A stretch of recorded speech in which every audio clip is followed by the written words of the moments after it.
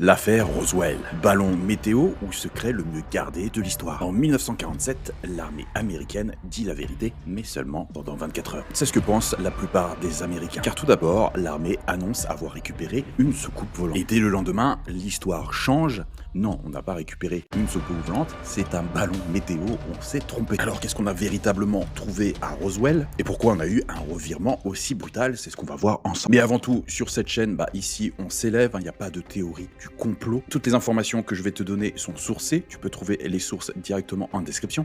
Le but c'est qu'à la fin tu saches ce qui est établi et ce qui ne l'est pas. On va trier ensemble quels chiffres sont solides, quelles questions restent encore complètement ouvertes. L'objectif de cette chaîne est d'éveiller les consciences, pas de créer des théories complètement farfelues. Et à la fin, bien sûr, on va voir comment penser clair quand l'émotion brouille tout. Allez, on débute avec l'épreuve irréfutable de Roswell. Donc tu vas voir qu'on va vraiment aller dans le détail et tu vas voir que tu vas pas être déçu. Donc ce qu'on nous raconte un peu l'historique de Roswell, c'est que le 4 juin 1947, un lancement ballon du projet Mogul depuis la base d'Alamogordo au Nouveau-Mexique. Alors déjà, ça peut faire rire puisque c'est des noms un peu bizarres. Le 7 juillet 1947, un fermier du nom de Mac Brazel découvre des débris étranges sur son ranch près de Roswell. Le 8 juillet 1947, la base militaire de Roswell annonce avoir récupéré une fameuse soucoupe volante. Le 9 juillet 1947, en moins de 24 heures, l'armée se rétracte, ce n'était qu'un simple ballon météo.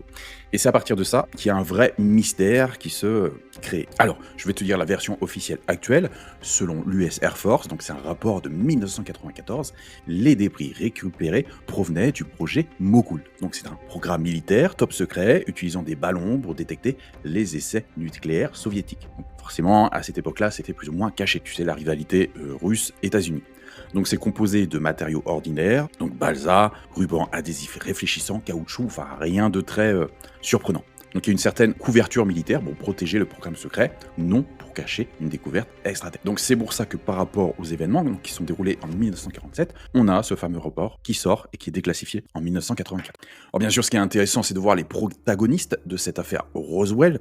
Donc on va avoir plusieurs personnes, je t'ai mis là ce qu'ils ont dit, est-ce que ça a été sous serment, pas sous serment, et est-ce que c'est des gradés, des hauts placés, des scientifiques. Donc on a quand même un colonel, le Thomas Dubos, alors je sais pas si je prononce bien, a confirmé que l'histoire du ballon était une couverture, donc il a cité au-delà du top secret. On a un major, le major Jess Marcel, donc c'est le premier à manipuler les débris, et lui ce qu'il a indiqué que c'était pas vraiment fabriqué sur cette terre. On a un lieutenant, le lieutenant Walter Ott, c'est lui qui a communiqué en premier sur le fait que c'était une soucoupe. On a bien sûr un civil, Mac Brazel, qui a dit très clairement que nos vies ne seront plus jamais les mêmes à partir d'aujourd'hui. On a Glenn Denis, qui a une amie qui est infirmière, qui lui a décrit l'autopsie de 3 corps non humains. On a aussi un scientifique, le docteur Elroy, qui est confié avoir analysé des débris extraterrestres en 1947-1949.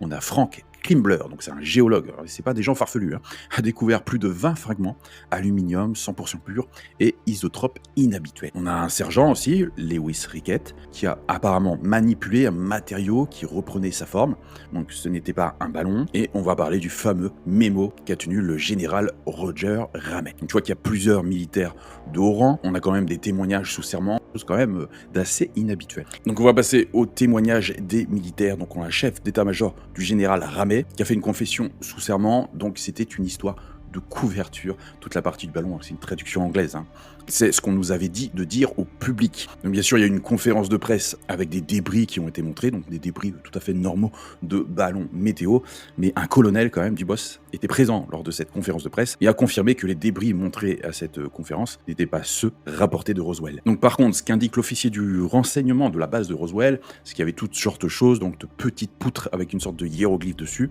une barre en métal. Donc il indique aussi que le métal était si fin comme du papier d'aluminium, vous ne pouviez pas faire de bosse dessus, même avec un marteau de forgeron. Donc son fils a confirmé avoir vu des symboles hiéroglyphiques de couleur violette et rose, comme l'indique son père, sur certains débris apportés à la maison. Donc tu vois que les témoignages corroborent, et c'est vrai que bien sûr par rapport à cette affaire, il y en a qui sont décédés, et que tous ont maintenu leur version, et ça jusqu'à la mort. Donc autre fait marquant, c'est les documents Majestic 12, donc il y a une découverte mystérieuse en 1984, donc un fameux document de 8 pages daté du 18 septembre 1947, donc ça serait un mémo signé par le président Henry Truman à l'époque, créant un groupe secret de 12 personnes. Donc ce fameux document a été découvert dans un film fait par un réalisateur californien et des recherches complémentaires en 1987 ont découvert ce fameux mémome aux archives nationales. Donc, notamment, ça a été diffusé dans un livre The Majestic Document en 1998. Et bien sûr, de nombreuses publications l'ont repris par la suite. Donc bien sûr, la question est de se poser, est-ce que ce document est vrai ou faux? Donc si ce document était vrai, voici les arguments pour. Il y a des détails militaires précis, impossibles à connaître par le grand public, une cohérence interne avec d'autres documents déclassifiés, donc forcément des documents qui peuvent pas être connus non plus par le grand public, et il y a eu une analyse de Stanton Friedman, donc un physicien nucléaire qui confirme leur plausibilité. C'est que le nucléaire et l'affaire Roswell, c'est plus ou moins lié. Alors par contre, il y a aussi des arguments contre, il faut le signaler, il y a des anomalies typographiques incompatibles avec l'époque, le FBI considère ce fameux mémo comme un faux, et la signature de Truman potentiellement copiée depuis d'autres documents. Donc, seul le premier argument pour moi est valable, les deux autres, oui, une signature peut être copiée, bien entendu, et le FBI considère la chose comme fausse, oui, mais en même temps, si c'est eux qui nous ont menti. Alors, c'est pourquoi ce document est important, et pourquoi il faut prendre au sérieux. Donc les membres listés sont des figures historiques réellement impliquées, on va les voir par la suite. Les réactions gouvernementales sont disproportionnées par rapport à ces simples faux. Parce qu'on se rend compte qu'à chaque fois qu'il y a quelque chose qui est publié, le gouvernement en fait des caisses pour vraiment essayer de mettre ça sous le tapis. Et certains détails qui sont dans ce mémo, en fait, ont été confirmés plus tard par toute déclassification. Donc ça prouve quand même la véracité de ce document. Enfin, à toi de te faire ta propre idée. Donc là, je t'ai mis les membres du Majestic 12, donc effectivement, donc 12 personnes haut placées. Donc bien sûr, on retrouve le président des États-Unis, le secrétaire de la Défense. On retrouve l'Air Force, directeur de la CIA à l'époque, premier directeur de la CIA, commandant de base, un secrétaire à l'armée, une personne qui est dans l'aéronautique, comme par hasard, un astronome. Et apparemment, 5 de ses membres avaient accès direct aux débris de Roswell. Donc après, qu'est-ce que révèle véritablement ce document mémo signé par Henry Truman? Harry Truman, pas Henry. Henry, c'était mon grand-père. Donc la mission, c'était d'étudier et dissimuler les preuves d'activité extraterrestre sur Terre. Donc les documents révèlent un programme systématique, j'allais dire sismétique, mais non, systématique de récupération d'épaves, d'ovnis et entités biologiques non terrestres. Analyse des technologies extraterrestres par rétro-ingénierie. C'est-à-dire, on part de ce qui doit être fait et on fait le processus inverse. On part du résultat, en fait, au final.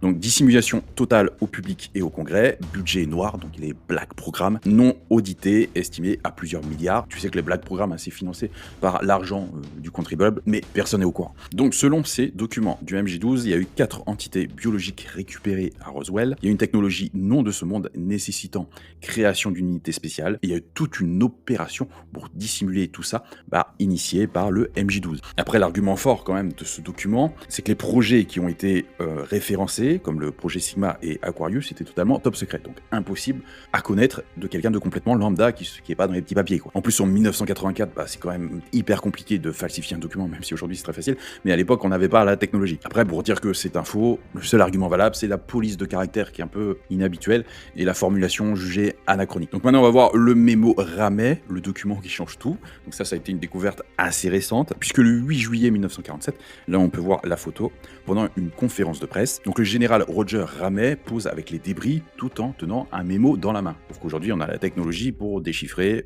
plus ou moins ce qui a été écrit sur ce mémo. Cette photo, analysée avec des technologies modernes depuis les années 1990, a révélé un contenu quelque peu bizarre qui contredit totalement la version officielle.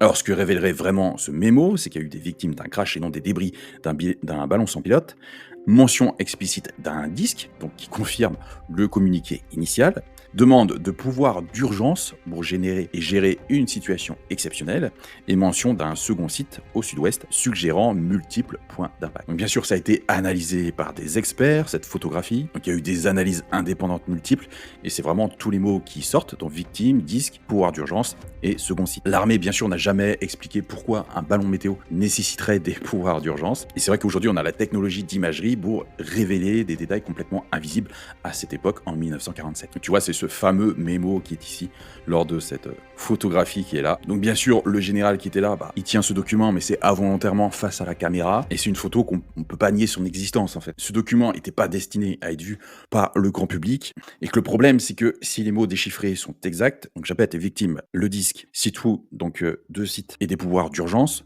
ça contredit complètement la version officielle et ça représente une preuve écrite d'une dissimulation orchestrée au plus haut niveau militaire. Il y a quand même eu 5 analyses indépendantes qui ont été faites et qui retrouvent tous les mêmes mots. Donc je t'ai mis les techniques de déchiffrage si tu voudras vérifier, mais en tout cas, déjà, c'est quand même très mystérieux. Alors quand même, chose importante, la confiance d'analyse est de 85% de précision. Il y a eu 8 experts en analyse documentaire qui ont été impliqués sur ce mémo et l'armée refuse d'authentifier le contenu du mémo, bizarrement. Alors il y a quand même aussi un timing très suspect par rapport à cette affaire. C'est qu'en 96, donc il y a une première publication de l'analyse du mémo Ramet, donc la révélation des mots victime et disque, qui sont décodés pour la première fois.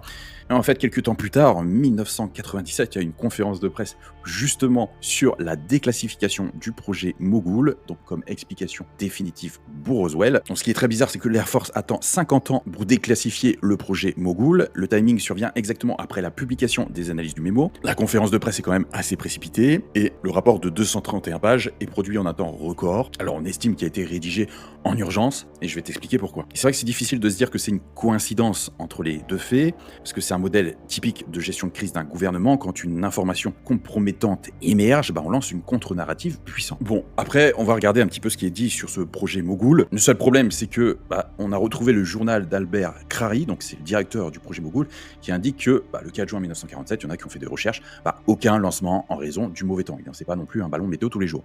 Le 5 juin 1947, le vol suivant est récupéré intact à 40 km à l'est de Roswell, selon les rapports, et que le 7 juillet 1947, il y a la découverte des débris sur le ranch de Mac Brazel, donc 33 jours après l'annulation du vol Mogul 4, alors qu'on nous dit clairement que c'est ce ballon météo-là qui a été retrouvé, alors que c'est un vol qui a été annulé le 4 juin 1947, parce que vous savez qu'il y a un délai entre le ballon météo qui décolle et la récupération du ballon météo. Après, l'autre contradiction qui est quand même un peu forte, c'est qu'un champ de débris de plus de 5000 m² est incompatible avec un ballon qui aurait dû rester majoritairement intact. Il se vaporise pas comme ça dans tous les sens. Donc voici un petit peu les ballons météo qui ressemblent à ça. Donc je vais te lister ce que contenait un ballon Mogul, donc bâton de balsa fragile, du ruban adhésif, corde en nylon et un ballon en néoprène. Les témoins ont décrit un métal ultra léger impossible à plier, des matériaux à mémoire de forme, des hiéroglyphes violets sur des poutres, enfin sur des sortes de grandes règles en métal, et un matériau complètement incassable. Et aussi, autre fait troublant, c'est que Mac Brazel, qui a découvert les débris sur le ranch, sait parfaitement à quoi ressemble un ballon météo. Après, ce qui est quand même perturbant, c'est qu'après Roswell, l'Institut Battelle Memorial a commencé des études secrètes sur le nitinol, donc c'est un alliage à mémoire de forme, comme par hasard. Le rapport clé de 1949 sur ces recherches a mystérieusement disparu des archives de l'Air Force et de Battelle. Donc il n'y a plus aucun document par rapport à ça. Donc Frank Kimbler, donc c'est un géologue professionnel qui a découvert plus de 20 fragments métalliques sur le site en utilisant un détecteur de métaux. Le rapport d'analyse, c'est que c'est 100% de l'aluminium pur, donc ça n'existe pas naturellement et que c'est extrêmement difficile et coûteux à produire, surtout pour l'époque, principalement utilisé dans l'industrie spatiale et improbable dans un simple ballon météo, surtout de 1947. Donc ça rajoute encore un peu plus au mystère. C'est vrai que c'est intéressant aujourd'hui de regarder le nitinol, parce que ses propriétés sont identiques à ce qui a été découvert.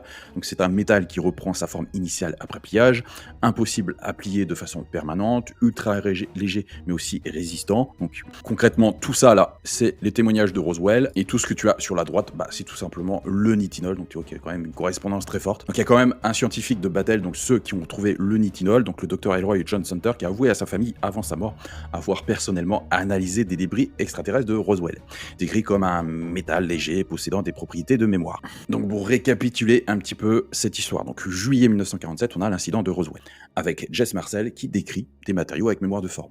1948-1949, on n'a pas la date précise, l'Air Force confie à l'Institut Battelle Memorial des travaux secrets sur des alliages nickel-titane. Et on a 10 ans plus tard, donc une découverte officielle du nitinol, donc quelques années après Roswell. Et en 2009, on a quand même une révélation par le Sarasota Herald Tribune qui révèle que des scientifiques de Battelle ont analysé des débris de Roswell et que les reports cruciaux sont manquants. Il n'y a plus ces rapports-là pour confirmer. Donc maintenant, on va voir les connexions avec Los Alamos. Donc Los Alamos est un endroit de développement de la bombe atomique sous Robert Oppenheimer. Alors on a en mai 1947 Vannevar Bush qui dirige un comité secret sur les technologies avancées justement à Los Alamos. Donc juillet 1947, on a ce fameux incident de Roswell. Et en septembre 1947, on a la création de la CIA et une consolidation des programmes top secrets liés à Los Alamos. Donc quand même bizarre que la CIA et sa création, ce soit juste après l'affaire Roswell.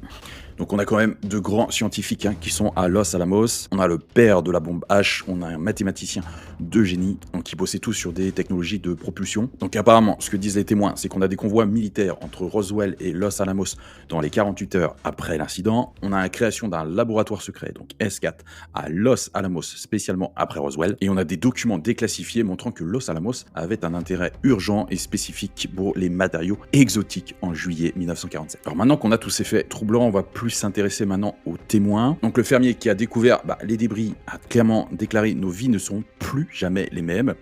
Donc c'est les derniers mots de Brazel aux journalistes. Le problème, c'est qu'il y a eu une détention militaire du 8 au 15 juillet 1947 à la base militaire de cette personne.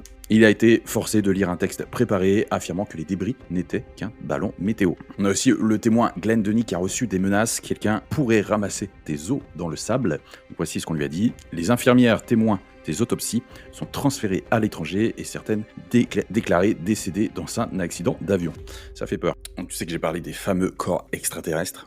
Donc qu'est-ce qu'on nous dit par rapport à ça? Donc Glenn Denny, directeur des pompes funèbres. Donc j'ai reçu un appel de la base me demandant combien de petits cercueils hermétiques nous avions en stock. Environ 1m20 à 1m40. Plus tard, une infirmière m'a décrit les corps.